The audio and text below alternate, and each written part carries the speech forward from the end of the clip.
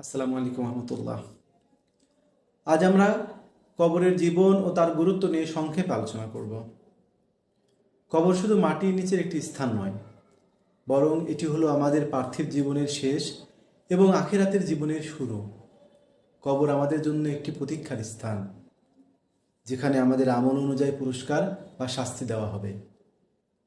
কবরের জীবন আমাদেরকে স্মরণ করিয়ে দেয় যে এই পৃথিবীর সব কিছুই ক্ষণস্থায়ী। আমরা যে সম্পদ, পদমর্যাদা বা সাফল্য অর্জন করি সবই এই পৃথিবীতে সীমাবদ্ধ। কবরে আমরা শুধু আমাদের আমলই নিয়ে যাব। তাই আমাদের উচিত এমন কাজ করা যা আমাদের কবরের জীবনকে সুখময় করবে এবং আল্লাহর সন্তুষ্টি অর্জনে সাহায্য করবে। আসুন আমরা কবরের জীবনকে স্মরণ করে আমাদের আমলকে সংশোধন করি এবং আল্লাহর পথে অবিচল থাকি। আল্লাহ আমাদের সবাইকে কবরে জীবনের জন্য প্রস্তুত হওয়ার তৌফিক দিন। আমিন।